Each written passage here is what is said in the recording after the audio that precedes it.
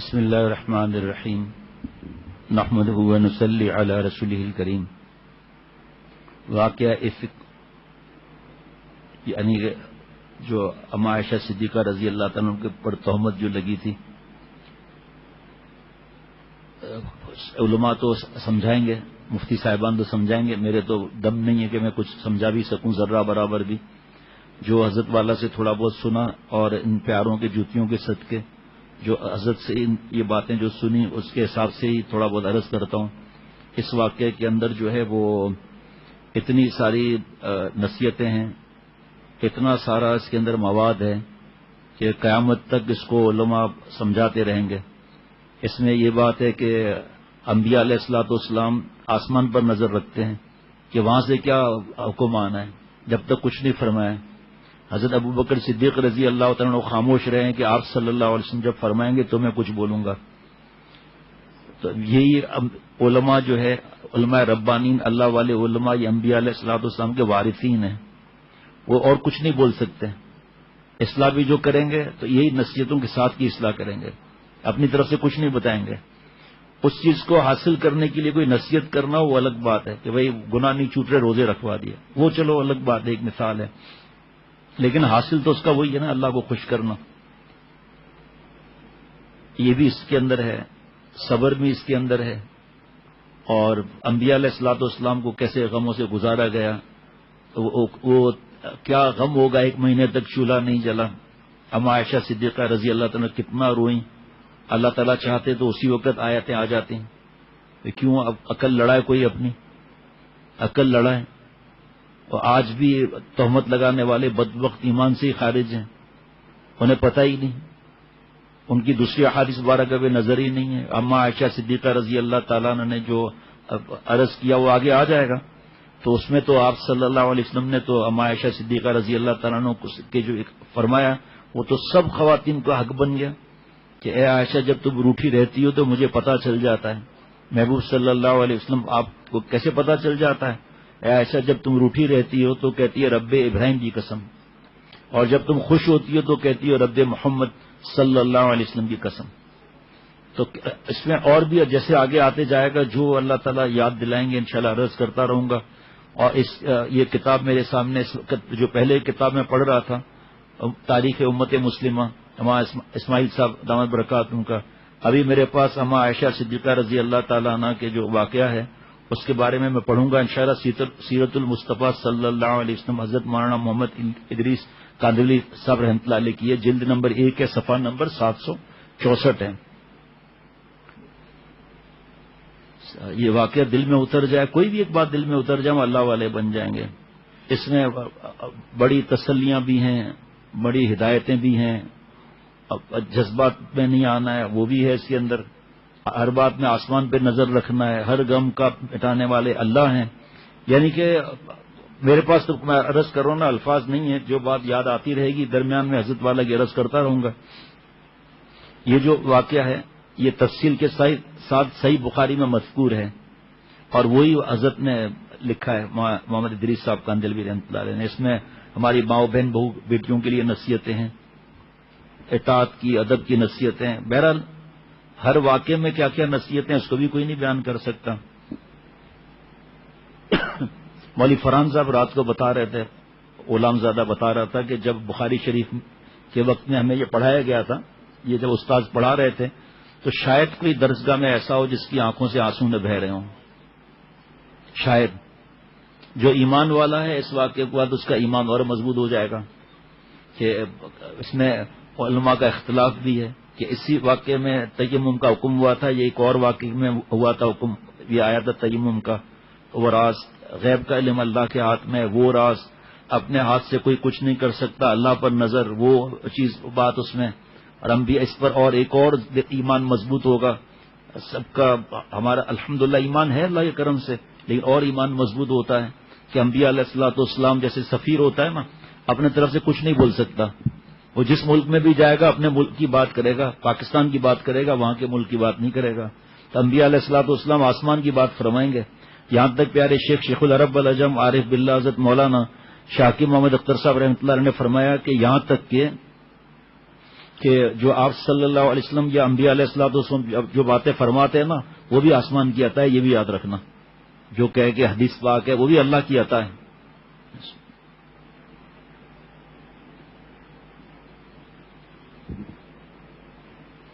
کچھ باتیں تو کل بیان ہو گئی تھیں.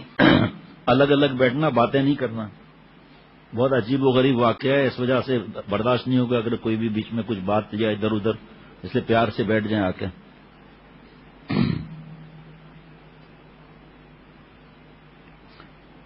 جب پردے کا حکم نازل ہو چکا تھا اس لیے ہودج جو اونٹ پر ہوتا ہے جس میں چاروں طرف پردہ ہوتا ہے یہ شروع ہو گیا تھا اس وقت، کیونکہ پردے کا حکم آ چکا تھا.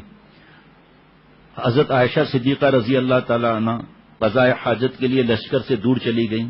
کل بیان ہو چکا تھا، صرف یاد دلانے کے لیے عرض کر رہا ہوں. جب لوٹنے لگی تو ہاتھ ٹوٹ گیا جو نگینوں کا تھا. ان نگینوں کے جمع کرنے میں دیر ہو گئی. قافلہ تیار تھا، ہودج کے پردے لگے ہوئے تھے. لوگوں نے یہ سمجھا کہ ہماری ماں محمل میں ہیں اور محمل کو اونٹ پر رکھ کر کوچ کر دیا.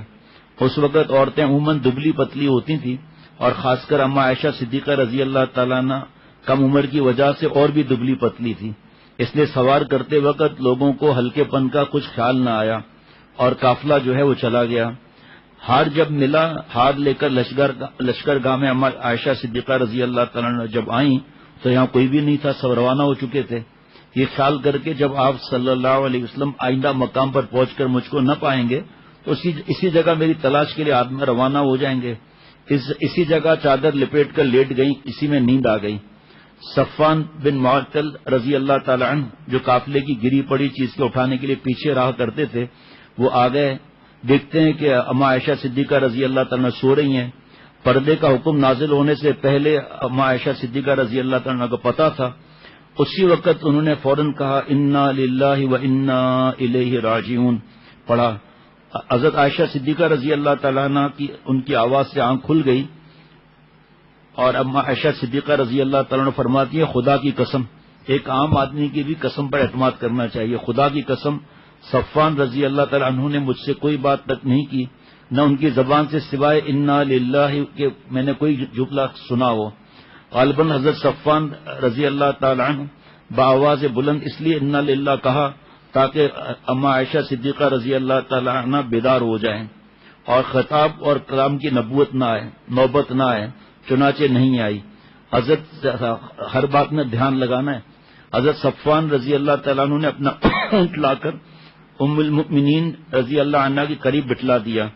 ابن اسحاق کی روایت میں ہے کہ صفوان رضی اللہ عنہ اونٹ سامنے کر کے خود پیچھے ہٹ گئے.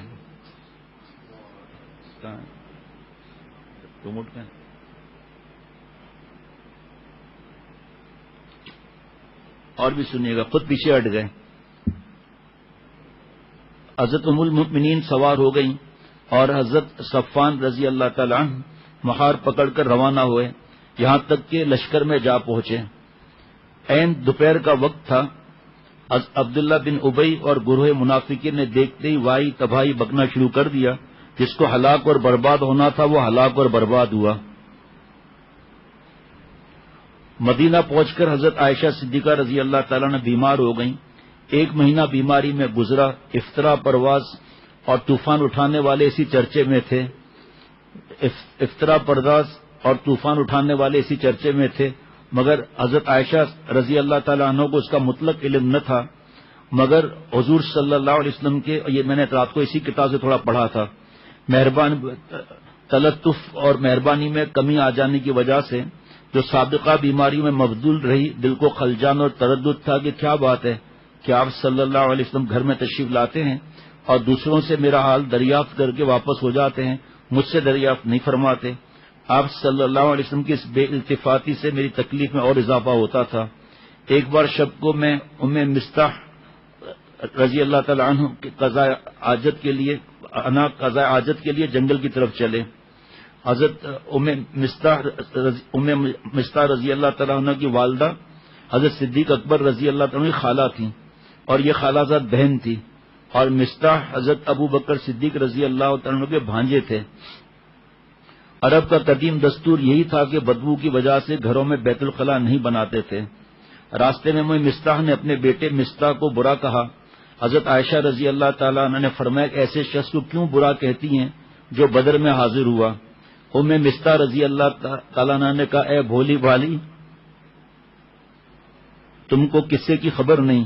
عائشہ صدیقہ رضی اللہ تعالیٰ عنہ نے فرمایا کیا قصہ ہے؟ ام مستح نے سارا قصہ بیان کیا۔ یہ سنتے ہی مرض میں اور شدت آ گئی، اور روایت میں ہے کہ سنتے ہی لرزہ سے بخار چڑھ گیا۔ ایک جگہ اور ہے کہ اتنا لرزہ ہوا کہ سارے اوپر جو بلینکٹ جو زمانے میں ہوتے تھے رضائی وغیرہ وہ سب ڈال دی تھی۔ حضرت عائشہ صدیقہ، اب اس میں جو جملہ ہے جو کل میں نے کہا تھا اس کے بارے میں نصیحت آگے ہے، اس لیے جلد بازی کی فکر نہیں کرنا ہے۔ اس قدر فرماتی ہیں کہ صدمہ ہوا کہ بلا اختیار یہ دل میں آیا کہ اپنے کو کسی کنویں میں جا کر گرا دوں۔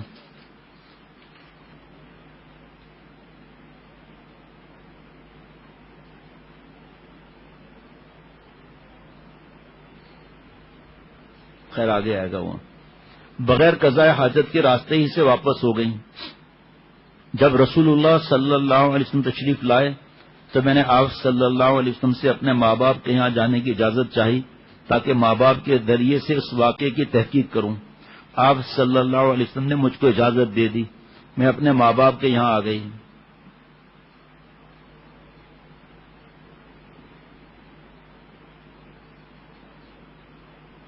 اور اپنی ماں سے کہا اے ماں تم کو معلوم ہے کہ لوگ میری بابت کیا کہتے ہیں؟ میری ماں نے کہا کہ اے بیٹی تو رنج نہ کر دینا، قاعدہ یہی ہے کہ جو عورت خوبصورت اور خوبصیرت اور نیک ہوتی ہے، اپنے شوہر کے نزدیک بلند مرتبہ ہوتی ہے، تو حسد کرنے والی عورتیں اس کے ضرر کے در پہ ہو جاتی ہیں۔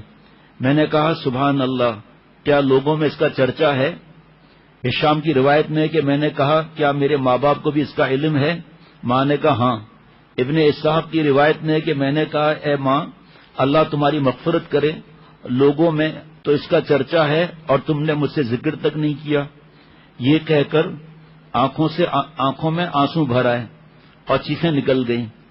حضرت ابو بکر رضی اللہ عنہ بالا خانے پر قرآن شریف کی تلاوت فرما رہے تھے، میری چیخ سن کر نیچے آئے اور میری ماں سے دریافت کیا۔ ماں نے کہا کہ اس کو قصے کی خبر ہو گئی۔ یہ سن کر حضرت ابو بکر رضی اللہ تعالیٰ عنہ کی آنکھیں بہہ پڑیں۔ یہ آگے اور مجھ کو اس شدت کا لرزہ آیا کہ میری والدہ ام رومان نے گھر کے تمام کپڑے مجھ پر ڈال دیے۔ تمام شب روتے گزری، ایک لمحے کے لیے بھی آنسو نہیں تھمتے تھے۔ اسی طرح صبح ہو گئی۔ جب نزول وحی میں تاخیر ہوئی، کاش کہ ان باتوں میں ہمارا دل اتنا لگے کہ ہم یہ ویڈیو گیم اور لعنتیں اور اپنے منہ پر 50 جوتے مار کر ہم لوگ آپس میں اپنے آپ کو کہیں، اپنے آپ سے کہ اللہ نے کس لیے پیدا کیا ہے؟ ننگی فلموں کے لیے، بے حیائی اوریانی فحاشی کے لیے، کمینے پن کے لیے؟ کاش اللہ مجھے بھی اپنی رحمت سے محروم نہ فرمائے، میں بھی اللہ والا بن جاؤں کہ ہماری حرکتیں کیسی ہیں اور ہمارے لیے قربانیاں کیسی ہوئی ہیں۔ جب نزول وحی میں تاخیر ہوئی تو رسول اللہ صلی اللہ علیہ وسلم نے حضرت علی اور حضرت اسامہ رضی اللہ عنہما سے مشورہ فرمایا۔ حضرت اسامہ رضی اللہ عنہ نے عرض کیا یا رسول اللہ، اے اللہ کے رسول، وہ آپ کے اہل ہیں جو آپ صلی اللہ علیہ وسلم کے شایان شان اور منصب نبوت اور رسالت کے مناسب ہیں، ان کی عصمت اور عفت کا پوچھنا ہی کیا؟ آپ صلی اللہ علیہ وسلم کے حرم محترم کی طہارت اور نزاہت تو ازہر من الشمس ہے، اس میں رائے اور مشورے کی کیا ضرورت ہے؟ لیکن آپ صلی اللہ علیہ وسلم کے اخلاق مبارک دیکھیں آپ۔ اور اگر حضور صلی اللہ علیہ وسلم کو ہمارا ہی خیال معلوم فرمانا ہے تو عرض یہ ہے کہ جہاں تک ہم کو معلوم ہے آپ صلی اللہ علیہ وسلم کے اہل اور ازواج مطہرات رضی اللہ عنہن میں ہم نے کبھی سوائے خیر اور خوبی اور نیکی اور بھلائی کے کچھ نہیں دیکھا۔ اس میں پھر حضرت والا کی بھی نصیحتیں ہیں صحابہ رضوان اللہ علیہ مجمعین کے لیے کہ کوئی رئیس جب جاتا ہے کسی جگہ، اب رئیس کا بیٹا جاپان جا رہا ہے تو باپ سے کہتا ہے آپ کو اللہ نے اتنا مال دیا ہے، مجھے 2 دوست بھی چاہیے، تو وہ باپ نیک کو بھیجے گا یا دوسرے کو بھیجے گا؟ وفادار کو بھیجے گا، بے وفا کو بھیجے گا؟ تو اللہ تعالیٰ نے سب سے پیارے صحابہ رضوان اللہ علیہ مجمعین عطا فرمائے، تو ازواج مطہرات رضی اللہ عنہن کیا ہوں گی پھر بھائی؟ ہماری مائیں ہیں، امت کی مائیں ہیں، قرآن پاک نے اعلان کیا ہے اس کا۔ حضرت علی رضی اللہ تعالیٰ عنہ نے رسول اللہ صلی اللہ علیہ وسلم کے رنج و غم اور حزن و ملال کے خیال سے عرض کیا، یا رسول اللہ صلی اللہ علیہ وسلم،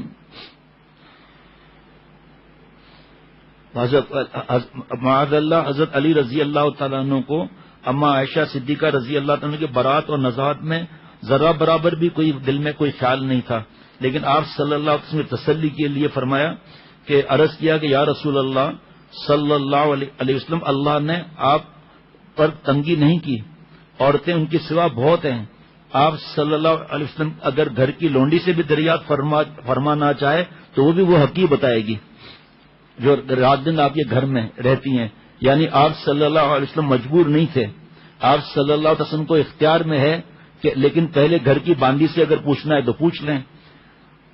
حضرت عائشہ صدیقہ رضی اللہ تعالیٰ کو اس مشورے کے بنا پر حضرت علی رضی اللہ تعالیٰ سے کچھ ملال تھا، سو اگر بالفرض یہ ایسا بھی ہے بھی تو یہ باتیں ہر ایک کے سمجھنے کی نہیں۔ بہرحال آپ صلی اللہ علیہ وسلم نے بریرہ کو بلوایا رضی اللہ تعالیٰ عنہ کو اور فرمایا کہ کیا تو گواہی دیتی ہے کہ میں اللہ کا رسول ہوں؟ بریرہ نے کہا ہاں۔ آپ صلی اللہ علیہ وسلم نے فرمایا میں تجھ سے کچھ دریافت کرنا چاہتا ہوں، چھپانا نہیں، ورنہ اللہ تعالیٰ مجھ کو بدریہ وہی بدلا دے گا۔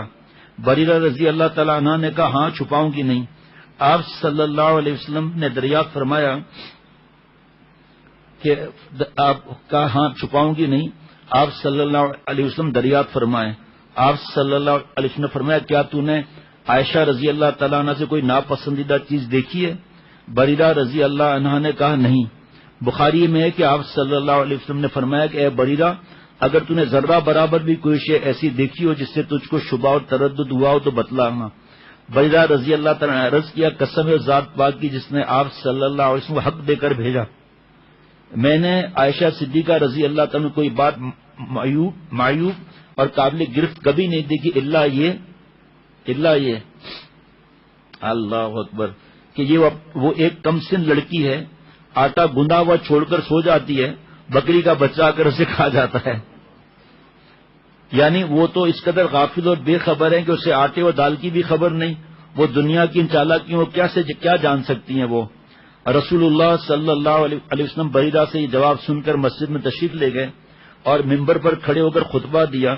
اول اللہ تعالیٰ کی حمد و ثنا کی، بعد ازاں عبداللہ بن ابئی کا ذکر کر کے ارشاد فرمایا اے گروہ مسلمین، کون ہے کہ جو میری اس شخص کے مقابلے میں مدد کرے جس نے مجھ کو میرے اہل بیت کے بارے میں ایذا پہنچائی ہے؟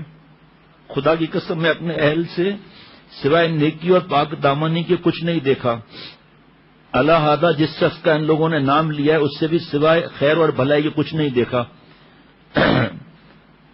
کچھ واقعات بتا چکا ہوں میں پہلے کل۔ رسول اللہ جب صحابہ رضوان اللہ علیہ مجمعین آپس میں عرض کر رہے تھے کہ آپ حکم دیں ہم گردن کاٹ لیں وغیرہ، آپ صلی اللہ علیہ وسلم ممبر سے اتر آئے اور لوگوں کو خاموش کیا۔ حضرت عائشہ رضی اللہ تعالیٰ نے فرماتی ہیں کہ یہ دن بھی تمام کا تمام روتے ہوئے گزرا، ایک منٹ کے لیے آنسو نہیں تھمتا تھا، رات بھی اسی طرح گزری۔ اب یہاں کوئی اپنی حکمتیں اور عقلیں لڑائیں، یہاں کوئی رات بھی اسی طرح گزری۔ میری اس حالت سے میرے ماں باپ کو یہ گمان تھا کہ اب میرا کلیجہ پھٹ جائے گا۔ جب صبح ہوئی تو بالکل میرے قریب آ کر بیٹھ گئے اور میں رو رہی تھی، اتنے میں انصار کی ایک عورت آ گئی، وہ بھی میرے ساتھ رونے لگی۔ اسی حالت میں تھے کہ دفتن رسول اللہ صلی اللہ علیہ وسلم تشریف لے آئے اور سلام کر کے میرے قریب بیٹھ گئے۔ اس واقعے کے بعد سے کبھی آپ صلی اللہ علیہ وسلم میرے پاس آ کر نہیں بیٹھے تھے۔ وحی کے انتظام میں 1 مہینہ گزر چکا تھا۔ آپ صلی اللہ علیہ وسلم بیٹھ گئے اور اول خدا کی حمد و ثنا کی، اس کے بعد یہ فرمایا اے عائشہ رضی اللہ تعالی عنہ، مجھ کو تیری جانب سے ایک ایسی خبر پہنچی ہے، اگر تو بری ہے تو عنقریب اللہ تجھ کو ضرور بری کرے گا، اور اگر تو نے کسی گناہ کا ارتکاب کیا ہے تو اللہ سے توبہ اور استغفار کر، اس لیے کہ بندہ جب اپنے گناہ کا اقرار کرتا ہے اور اللہ کی طرف رجوع کرتا ہے تو اللہ اس کی توبہ کو قبول فرماتے ہیں۔ عائشہ صدیقہ رضی اللہ تعالیٰ عنہ فرماتی ہیں کہ جب آپ صلی اللہ علیہ وسلم نے اپنے اس کلام کو ختم فرمایا اسی وقت میرے آنسو منقطع ہو گئے، آنسو کا ایک قطرہ بھی آنکھوں میں باقی نہ رہا۔ یہیں پر تو دیکھ لینا کہ پورے خاندان میں سب کتنے پریشان، صحابہ رضوان اللہ علیہ مجمعین الگ رو رہے ہیں، الگ دعائیں مانگ رہے ہیں، اور اپنے باپ حضرت ابو بکر رضی اللہ تعالیٰ عنہ سے کہا کہ رسول اللہ صلی اللہ علیہ وسلم کو میری طرف سے جواب دیں۔ باپ نے کہا میری سمجھ میں نہیں آتا کہ کیا جواب دوں۔ پھر میں نے یہی اپنے ماں سے کہا، ماں نے بھی یہی جواب دیا۔ اس کے بعد میں نے خود جواب دیا کہ اللہ کو خوب معلوم ہے کہ میں بالکل بری ہوں، لیکن یہ بات تمہارے دلوں میں اس درجے راسخ ہو گئی ہے کہ اگر میں یہ کہوں کہ میں بری ہوں اور اللہ خوب جانتا ہے کہ میں بری ہوں تو تم یقین نہ کرو گے، کیونکہ وہی کا انتظار تھا۔ اور اگر بالفرض میں اقرار کر لوں حالانکہ خدا خوب جانتا ہے کہ میں بری ہوں تو تم یقین کرو گے۔ اور رو کر میں نے کہا کہ خدا کی قسم میں اس چیز سے توبہ نہیں کروں گی جو یہ لوگ میری طرف منسوخ کرتے ہیں، جب ایک کام کیا ہی نہیں ہے۔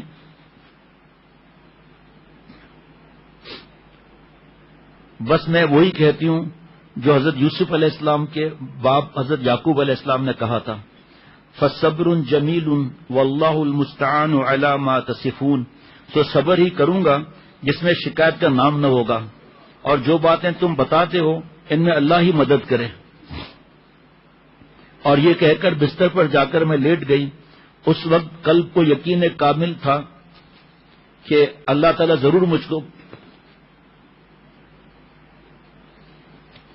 ضرور مجھ کو بری فرمائیں گے، لیکن یہ وہم و گمان بھی نہ تھا کہ میرے بارے میں اللہ تعالیٰ ایسی وحی نازل فرمائیں گے جس کی ہمیشہ تلاوت ہوتی رہے گی۔ اور ایک روایت میں کہ یہ گمان نہ تھا کہ آسمان سے میرے لیے وحی آئے گی، قرآن کی آیتیں میرے بارے میں نازل ہوں گی جو مسجدوں اور نمازوں میں قیامت تک پڑھی جائیں گی۔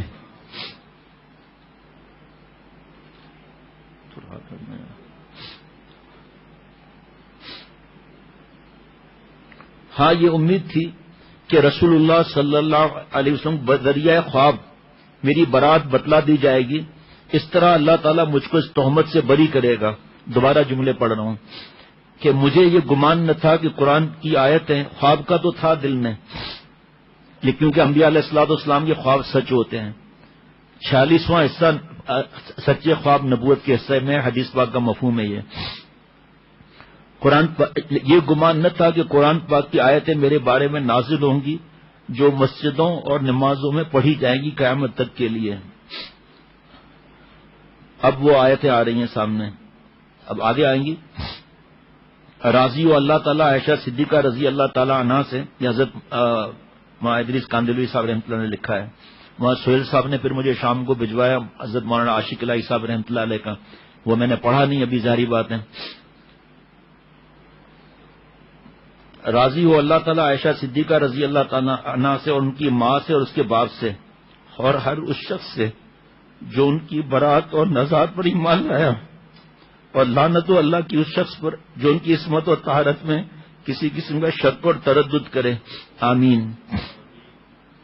رسول اللہ صلی اللہ علیہ وسلم ابھی اپنی جگہ سے اٹھے نہ تھے کہ دفتن وہی الہی کے آثار نمودار ہوئے، باوجود شدید سردی کے پیشانی مبارک سے موتی کی طرح پسینے کے قطرات ٹپکنے لگے۔ حضرت عائشہ رضی اللہ تعالیٰ فرماتی ہیں کہ جس وقت آپ صلی اللہ علیہ وسلم پر وحی کا نزول شروع ہوا، بہت ہی غور سے دل میں اتر جائے بات۔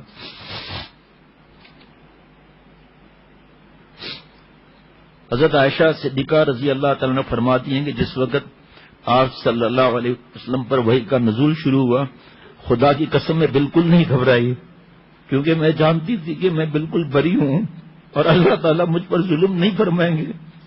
لیکن میرے ماں باپ کو خوف سے یہ حال تھا کہ مجھ کو اندیشہ ہوا کہ ان کی جان نہ نکل جائے۔ ان کو یہ خوف تھا کہ مبادا وہی اس کے موافق نہ نازل ہو جائے، جیسا کہ نعوذ باللہ لوگ کہتے ہیں۔ ابو بکر رضی اللہ تعالیٰ عنہ کو یہ حال تھا کہ کبھی رسول اللہ صلی اللہ تعالیٰ علیہ وسلم کی طرف دیکھتے اور کبھی میری طرف.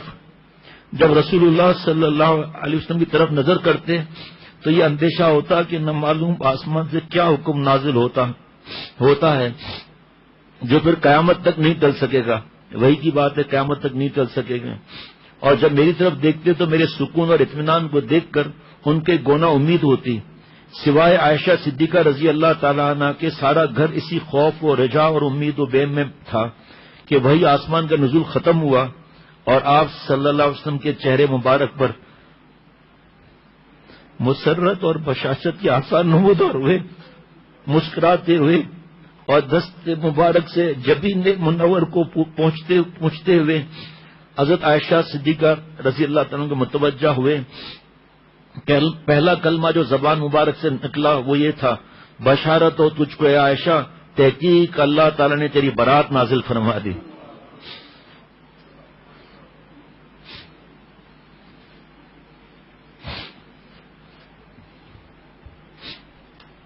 میری والدہ نے کہا، اے عائشہ رضی اللہ تعالیٰ اٹھ اور رسول اللہ صلی اللہ علیہ وسلم کا شکریہ ادا کر. میں نے کہا کہ خدا کی قسم، سوائے خدا تعالیٰ کی جس نے میری برات نازل کی کسی کا شکر نہ کروں گی. اب آگے نصیحت آئے گی، جلد بازی اس لیے کہہ رہا تھا نہیں کرنا ہے. حضرت عائشہ صدیقہ رضی اللہ تعالیٰ کی صدمہ جانکا کی وجہ سے یہ کیفیت تھی جو فرمایا تھا نا کہ میرا ایسا گھبراہٹ ہو رہی تھی کنویں میں جان دے دوں، اس کے بارے میں یہاں آگے لکھا ہوا ہے. اس صدمے کی وجہ سے یہ کیفیت تھی جو حضرت مریم صدیقہ رضی اللہ علیہ السلام کی تھی. یا لیتنی مت قبل ھذا وکنت نسیا منسیا، کاش میں اس حالت سے پہلے ہی مر گئی ہوتی. جب حضرت مریم علیہ السلام پر جو الزام لگے تھے اور ایسی نیست و نابود ہو جاتی کہ کسی کو یاد بھی نہ رہتی.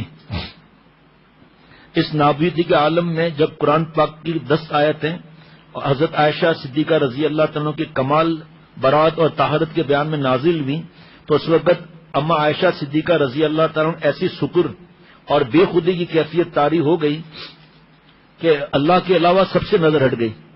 جیسے غم میں ہوتا ہے نا، اللہ کے علاوہ کسی پر نظر ہی نہیں رہتی. قلب سلیم کی 5ویں تفسیر میں الذی یکون قلبہ خالی اما سوى اللہ کے علاوہ کچھ یاد نہیں رہا.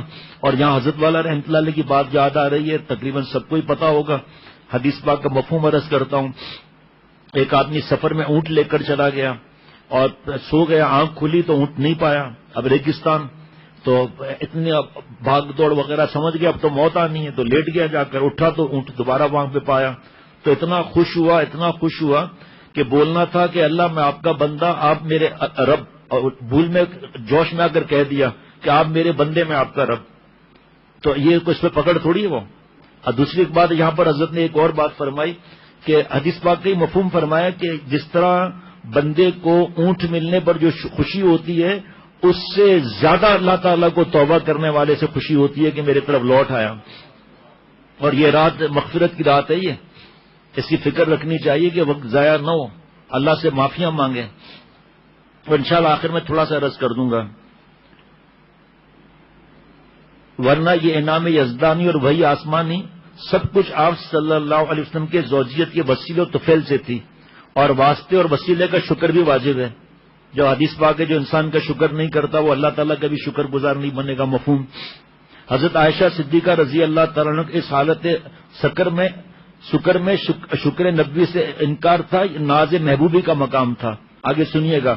اور وہ کہ جب اے عائشہ جب تو ناراض ہوتی ہے تو، اور ناز کی حقیقت یہ ہے کہ دل، غور سے سننا مہربانی کر کے جملہ یہ، ناز کی حقیقت یہ ہے کہ دل جس چیز سے لبریز ہو زبان سے اس کے خلاف اظہار ہو جائے. اور اس سے بڑی مزیدار چیز آگے سنیے ذرا. ماشاءاللہ ہمارے جو لوگ سن رہے ہیں تو دور دراز علاقے وغیرہ میں ماشاءاللہ کہنا چاہیے اس پر، کہ پھر دوبارہ سن لیں کہ ہر ایک کو حضرت فرما دیتے ناز کی اجازت نہیں ہوتی، اس کے لیے بڑا معاملہ چاہیے، ناز کی بات نہیں ہو سکتی، نیاز سے کام چلتا ہے. آگے سنیے آپ.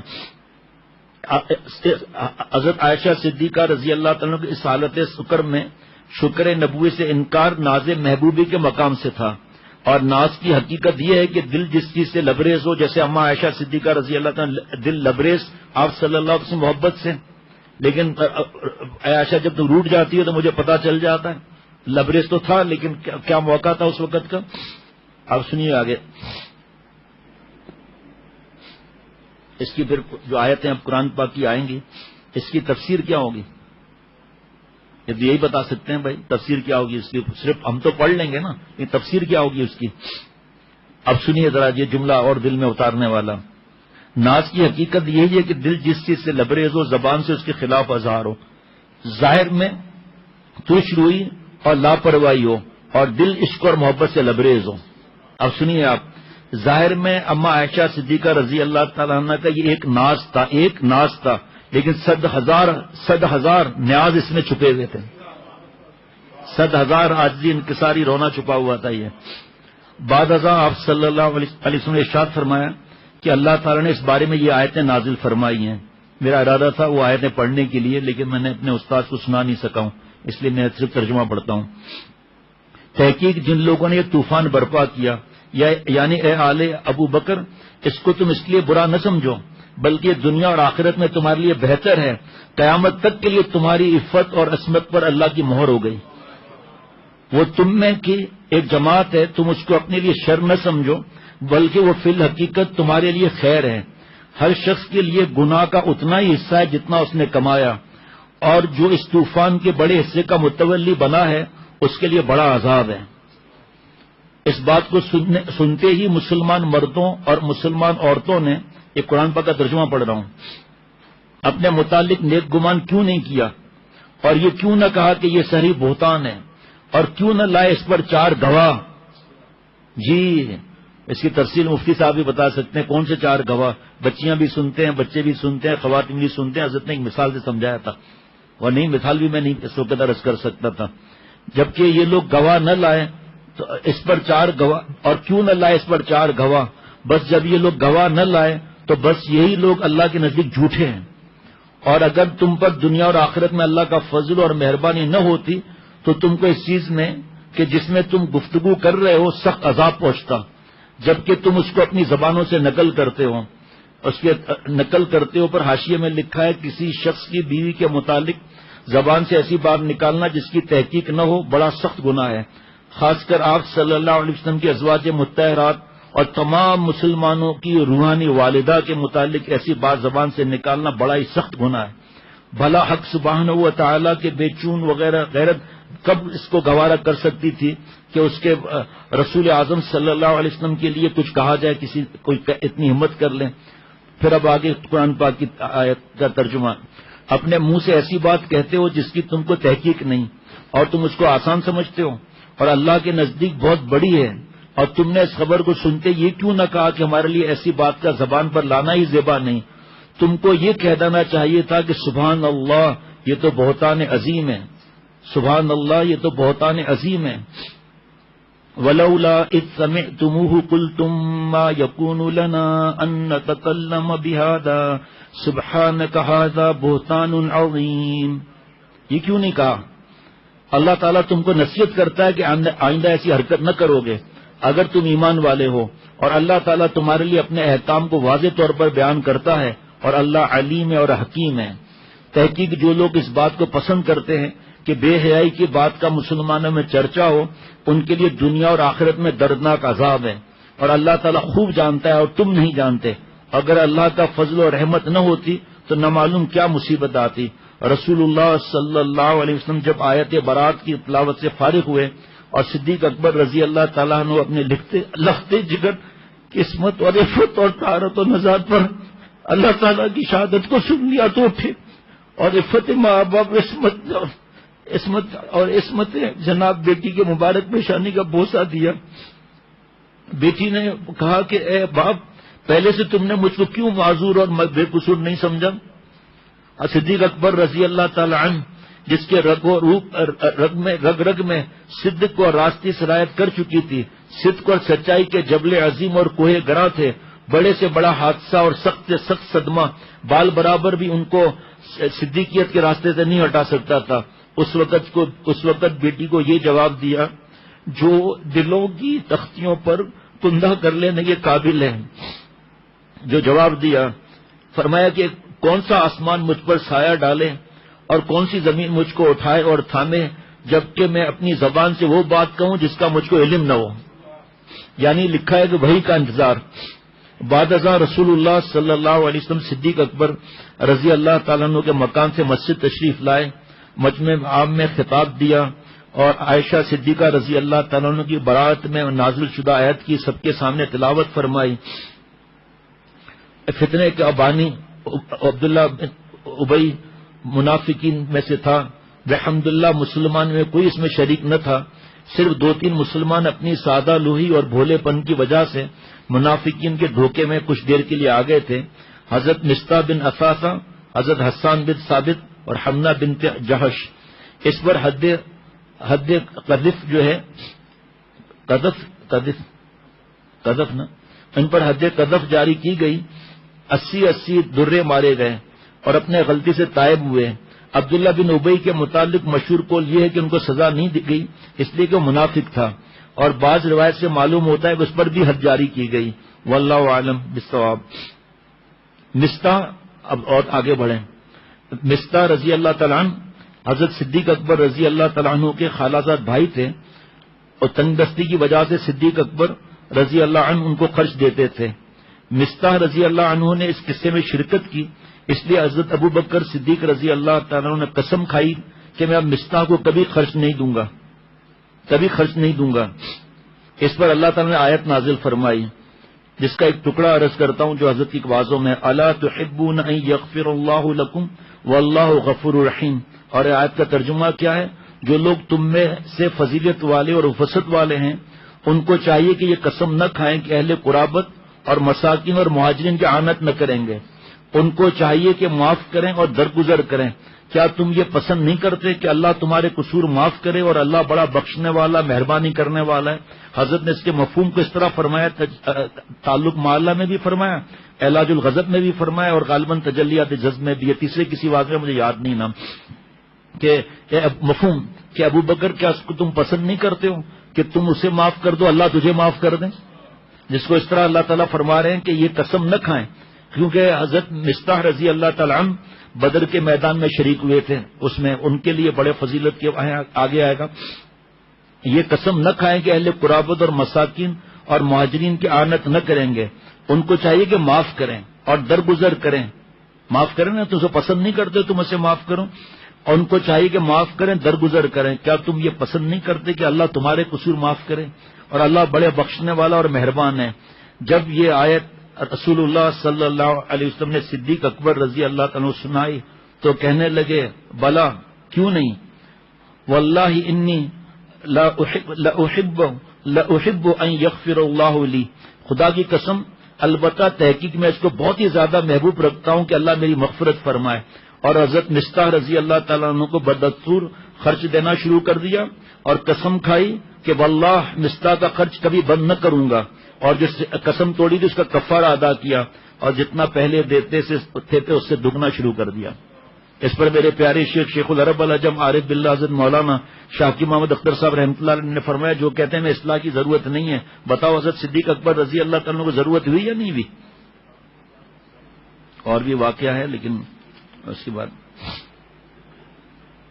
اس آیت کریمہ کے نازل کرنے سے صدیق اکبر رضی اللہ تعالیٰ عنہ کو تنبیہ مقصود تھی کہ مقام صدیقیت اور دائرہ کمال سے قدم باہر نہ نکلے. صدیق ہے نا جو اپنی ہر سانس اللہ پر فدا کرے اور جو اب انبیاء علیہ الصلوۃ والسلام کے کار نبوت کو، آپ صلی اللہ علیہ وسلم کی کار نبوت کو آگے بڑھانے والا، تو یہ اس طرح خطا پر ہوا. دائرہ کمال سے قدم باہر نہ نکلے. غلطی اور کی وجہ سے اگرچہ مصطح کا وظیفہ بند کر لینا جائز ہے، مگر مقام صدیقیت کا مقتضا یہ ہے کہ برائی کا بدلہ بھلائی سے دیا جائے. اب اس پر حضرت والا کے ملفوظات بہت ہیں برائی کا بدلہ بھلائی سے دینے کے لیے، قرآن پاک کی جو آیت ہے. ابو بکر صدیق رضی اللہ تعالی عنہ اس اشارے کو سمجھ گئے اور گزشتہ کے اعتبار سے مصطح رضی اللہ تعالی عنہ کا وظیفہ دگنا کر دیا. مصطح سے اگرچہ غلطی اور لغزش ہوئی کہ سنی سنائی باتوں میں اعتماد کر بیٹھے، مگر چونکہ بدر کے صحابہ رضوان اللہ علیہم مجمعین سے تھے جن کے متعلق اللہ تعالیٰ کا حکم نازل ہو چکا، اور حدیث پاک میں بھی ہے بخاری شریف میں، اے اہل بدر جو چاہے کرو، تحقیق میں نے تمہاری مغفرت کی ہے. سبحان اللہ. اس لیے حق تعالیٰ نے بدریت کی وجہ سے مصطح رضی اللہ تعالیٰ کی شفاعت فرمائی کہ اے ابو بکر رضی اللہ تعالیٰ عنہ تم اہل فضل میں سے ہو اور مصطح اہل بدر میں سے ہے، لہذا تم اس کے وظیفے میں کمی نہ کرنا. جو مفہوم سمجھا رہے ہیں یہ آیت حضرت ابو بکر صدیق کی فضیلت کی صریح دلیل ہے. اس سے بڑھ کر کیا فضیلت ہوگی. یہ آیت تو صدیق اکبر رضی اللہ تعالیٰ کے متعلق تھی. اس کے بعد پھر چند آیتیں عائشہ صدیقہ رضی اللہ تعالیٰ کے برات کے متعلق ہیں. تحقیق جو لوگ ایسی پاک دامن اور بھولی بھالی عورتوں پر تہمت لگاتے ہیں کہ جن کو اس قسم کی باتوں کی خبر بھی نہیں اور ایمان والیاں ہیں، ایسی تہمت لگانے والوں پر دنیا اور آخرت کی لعنت ہے اور ان کے لیے بڑا عذاب ہے. جس دن سورہ نور کی آیت ہے یہ سب، جس دن ان کے خلاف ان کی زبانیں اور ہاتھ اور پیر گواہی دیں گے کہ یہ لوگ یہ کام کرتے تھے، اس دن اللہ تعالیٰ ان کو پوری سزا دے گا جو ان کو ملنی چاہیے، اور جان لیں گے کہ اللہ تعالیٰ حق ہے اور عدل اور حق کو ظاہر کرنے والا ہے. اور الخبیثات للخبیثین والخبیثون للخبیثات والطیبات للطیبین والطیبون للطیبات اولئک مبرؤون مما یقولون لهم مغفرۃ ورزق کریم. خبیث عورتیں خبیث مردوں کے لیے سزاوار ہیں، خبیث مرد خبیث عورتوں کے لیے، اور پاک اور پاکیزہ عورتیں پاکیزہ مردوں کے لیے، اور پاکیزہ مرد پاکیزہ عورتوں کے لیے. یہ گروہ اس چیز سے بالکل بری اور پاک ہے جو لوگ کہ ان کے بارے میں کہہ رہے ہیں. ان حضرات کی من جانب اللہ مغفرت اور عمدہ روزی فرمائے. فوائد میں لکھا ہے کہ ان آیات سے ام المؤمنین عائشہ صدیقہ رضی اللہ تعالیٰ کی فضیلت منقبت ظاہر اور باہر ہے.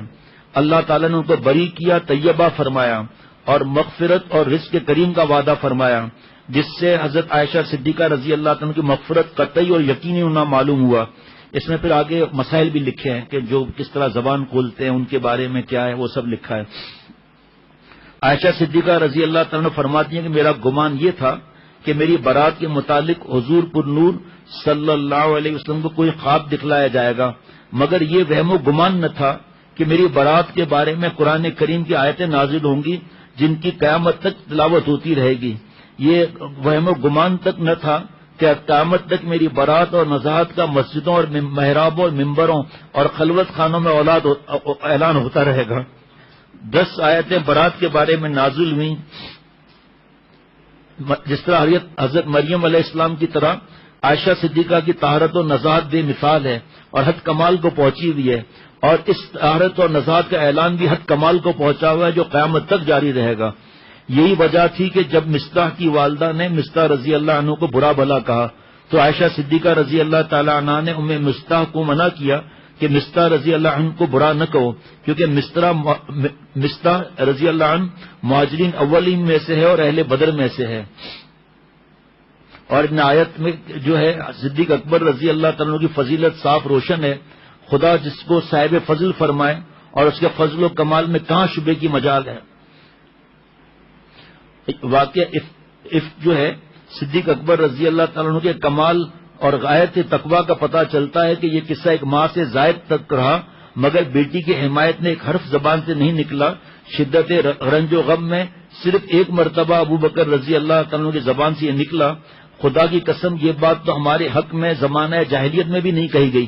پورا خاندان حضرت فرماتے تھے ایسا تھا. پھر جبکہ اللہ تعالیٰ نے ہم کو اسلام سے عزت بخشی تو اس کے بعد یہ کیسے ممکن ہوا. فتح الباری جلد نمبر 8 صفحہ 369 پر. سبحان اللہ. اللہ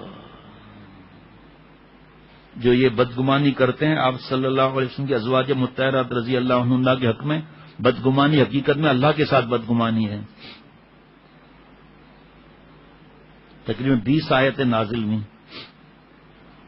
قرآن مجید کی ان آیت کے نازل ہونے کے بعد جو شخص ام المؤمنین عائشہ صدیقہ بنت صدیق رضی اللہ تعالیٰ عنہ اور زوجہ مطہرہ سید الانبیاء صلی اللہ علیہ وسلم پر پھر بھی تہمت لگائے وہ باجماع امت کافر اور مرتد ہے. اللہ کے آیتوں کا انکار کرنا. اللہ تعالیٰ کا شکر ادا کرنا چاہیے جس رب نے ہمیں ایمان عطا فرمایا، آپ صلی اللہ علیہ وسلم کی امت میں پیدا کیا.